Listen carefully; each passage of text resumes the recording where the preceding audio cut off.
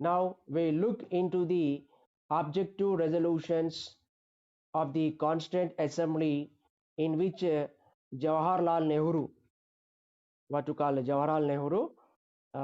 call presented to the Constituent Assembly. That what we call objective resolutions and stand. So here Nehru stated that our nation should stand for social justice. Which one? Social justice. He stated that the main objective of the Constituent Assembly in preparing the Constitution is social justice for depressed class people who were socially, economically, and politically deprived. They should get freedom from all these what to call injustices. In society, they were not given due respect. They were not treated equally with others. Understand? So that is socially depressed. Economically also depressed. They were not equal with the rest of the people, and they were not given what to call rights politically. That is politically deprived. So the main objective here Nehru stated in is objectives resolution, that is social justice. Social justice to the SCs, depressed class, socially, economically, and politically. Understand? The root cause of this was in objective resolution is that product of 1940s. Deprived means those who are not given equal status with all. So here objective resolution, it was a product of the 1940s turn in the people's movement. In 1940s, the people started the movement towards independence. So in independence movement, several ideals emerged. So objective resolution of the Nehru also based on the people's movement which started in 1940s. So that given a new shape and dimension to the our Indian nationalism. Another is religious tolerance and equality of all religions. Also the basic thing in the making of the constitution. What is mean by religious tolerance? That all religion people should maintain patience, and they should give respect to all religious people. All religions should be treated equally. It may be Hindus, Muslims, or any other religions people. Understand? So basically, we all are Indians, right? So religious freedom is related to individual freedom. So everybody should be given freedom to enjoy their religion. There should not be ill treatment towards any religion. That what we call religious tolerance and equality of all religions. It may be Hinduism or Islam, or maybe the what Christianity, Buddhism, or something, etc. Every religion should get due respect from others. That was the main part in the making of the constitution. Understand? So here the events, movements, and ideologies which started during the freedom struggle turned the part of the nationalism entered into the constitution. See, in the freedom movement, the people were struggle for equality. They struggle for liberty, right? They struggle for social justice. They wanted freedom from the all kinds of oppressions, right? For all these things, they started a national struggle. So whatever the ideals and ideologies emerged a part of the nationalism, same thing entered into the constitution, right?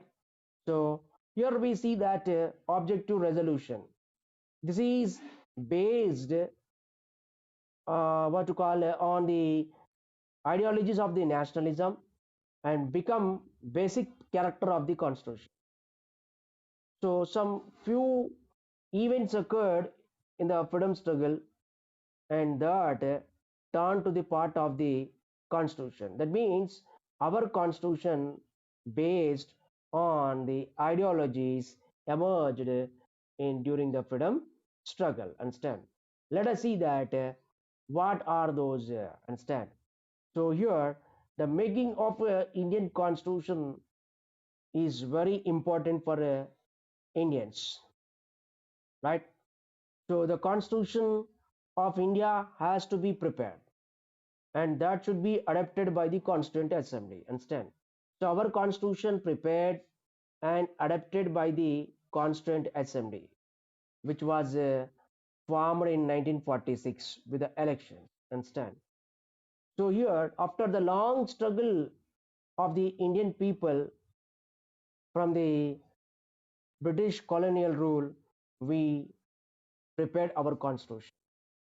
See, near about 200 years, we struggled for independence from the British colonial rule. Okay, so here British also they decided to give freedom for Indians. So when freedom has to be given for Indians, they should have their own rule. Understand? So to frame our own rule, it is very important to set our objectives for ourselves. So to set our objectives for ourselves, we need to prepare the constitution. Okay. So for preparing the constitution, Constituent Assembly is essential, right? So elections were conducted, electing the members to the Constituent Assembly, and that was formed in 1946. Which one? In 1946. Instead, in 1946, we see that Constituent Assembly was formed by the what to call elected members of the provincial assemblies, nothing but states. And these Constituent Assembly members are not elected directly, they are elected indirectly by the members of the provincial assemblies. See, here people elect their representatives. Elected representatives will form the government according to the parliamentary system. So here, what I am saying, the members of the Constituent Assembly were elected by the elected members of a provincial assembly.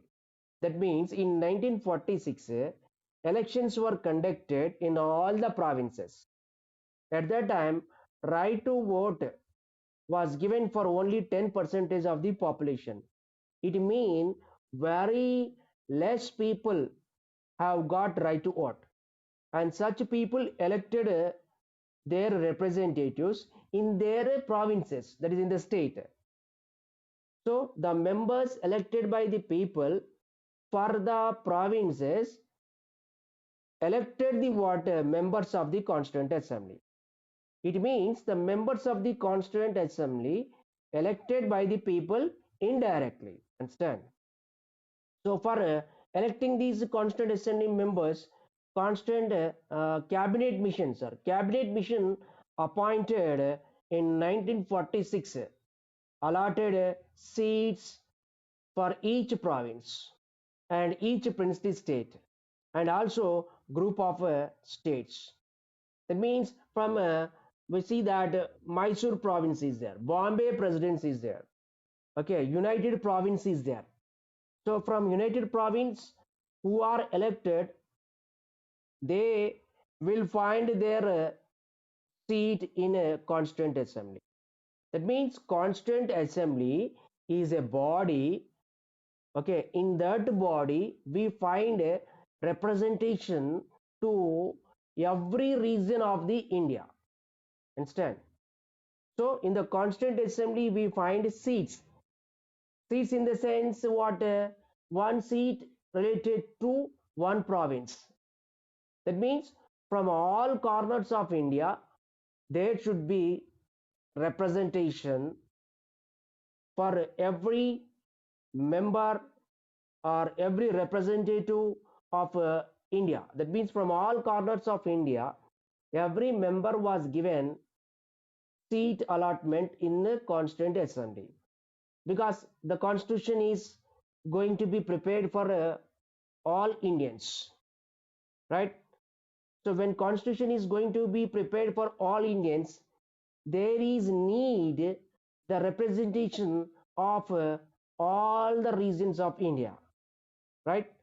So the cabinet mission appointed in 1946 allotted seats for each province, which were ruled by the Britishers during the British period, and princely states, which were ruled by the princes.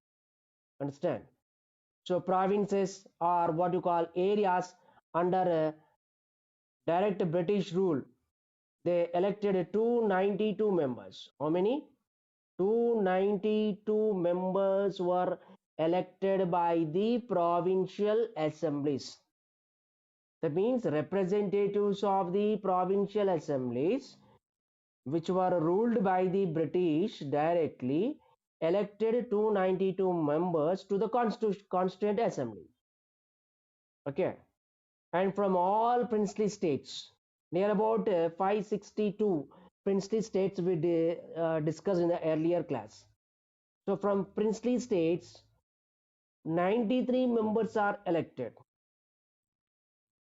So Constituent Assembly, that means here the Constituent Assembly constituted with 292 members of the provincial assemblies and 93 members from the princely states.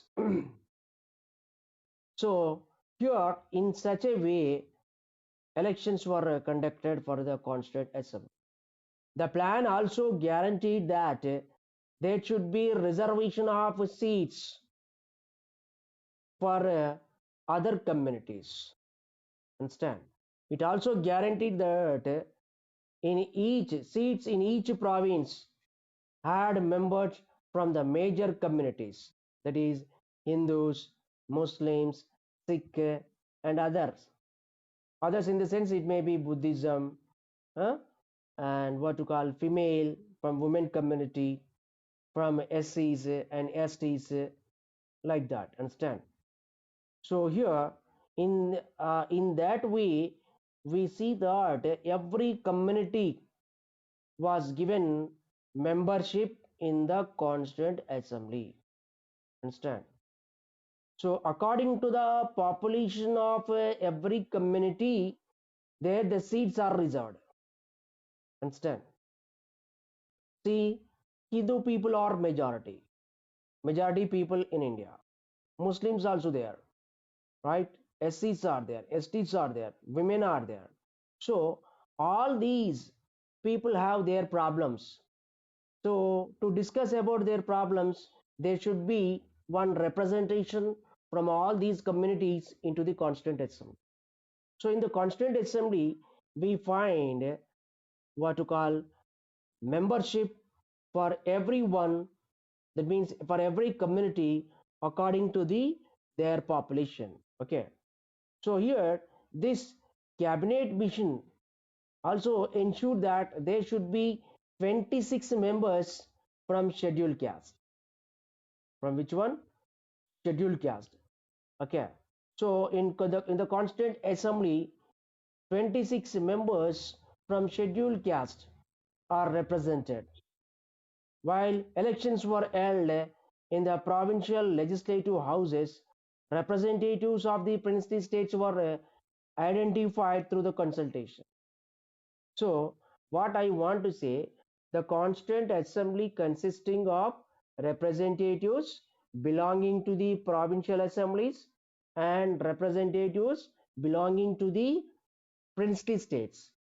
So here members belonging, that means representatives belonging to the provincial assemblies, were elected indirectly to the Constituent Assembly. Clear? and representatives of the princely states. They were not elected either directly or indirectly. Then how? They were taken to Constituent Assembly by the process of consultation. They consulted the princely states. Okay, our Indian leaders, they asked the princely states to send one representative from each princely state to the Constituent Assembly, because constitution is going to be prepared for all Indians. So there is a need of representation from princely states, which are also part of the India, right? So there was a lack of time, and it was difficult to conduct elections there. So they taken the membership, that is representatives, by the process of consultation. So princely states, from the princely states, princes, they sent one representative on behalf of them to the Constituent Assembly. So the members of the Constituent Assembly, that means representatives of the Constituent Assembly, consisting of 93 representatives from princely states, who entered into the Constituent Assembly by the consultation process, and 292 members or representatives belonging to the provincial assemblies, elected by the provincial assembly elected representatives. Understand? So in that way we see that Constituent Assembly as formed. Okay, in all it had only 9 women members. Understand? How many?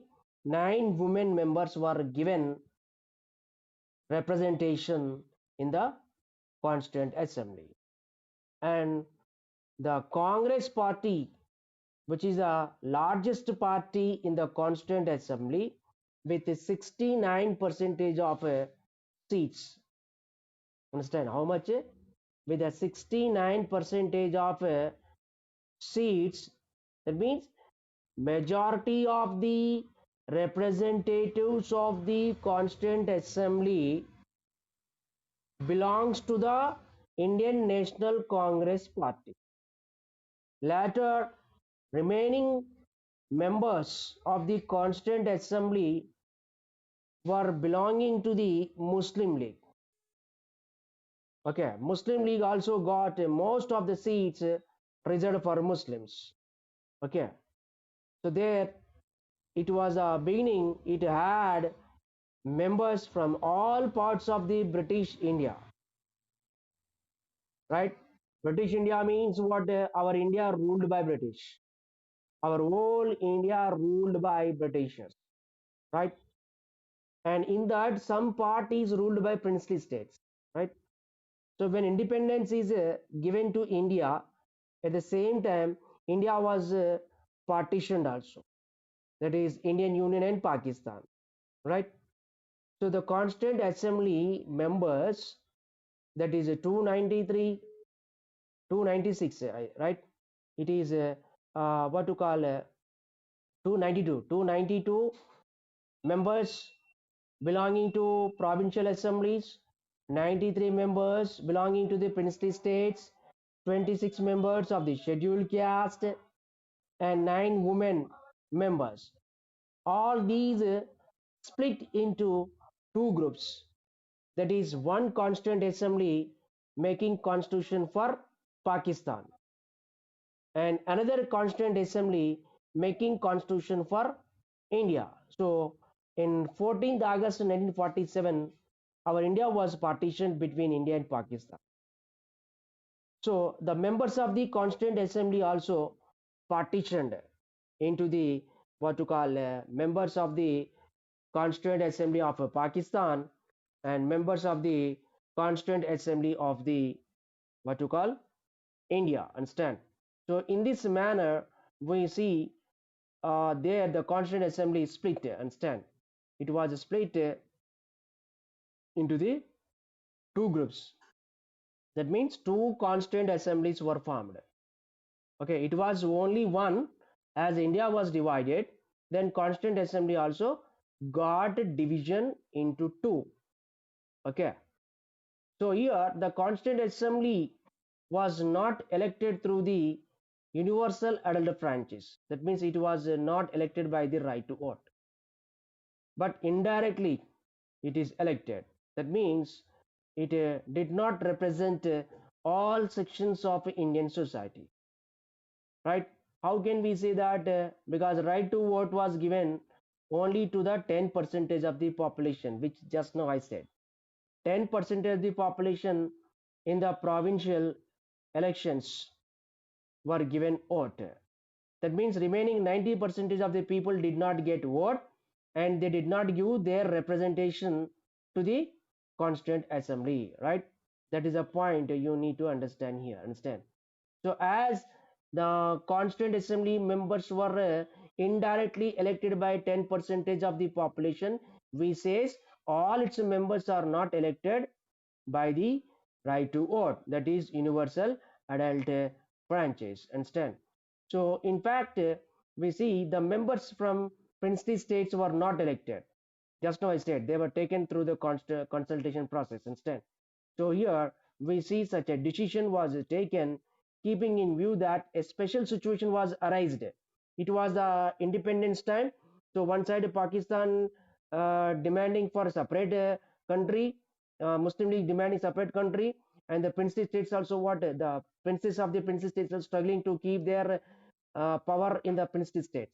So due to this special situation, there the cabinet mission decided to elect the members of the princely states through the consultation. So there they were taken by the process of a consultation and stand. In that way, we see what to call a special situation arises there. So due to the intensive political activity in getting the freedom, there they decided to elect the what to call sorry to take the members of the constituent assembly from princely states by the process of consultation. So by the process of consultation, these members were taken. Which members? Members belonging to the what to call princely states instead. So the princely states had not yet agreed to become the part of the Indian Union. Many of the princes of the princely states they want what to call they want their own power to continue. They don't want to join with the Indian Union. Okay, so many of them hope that they should have independent kingdoms. Understand? So that is the thing here. The representatives were asked to join the constituent assembly.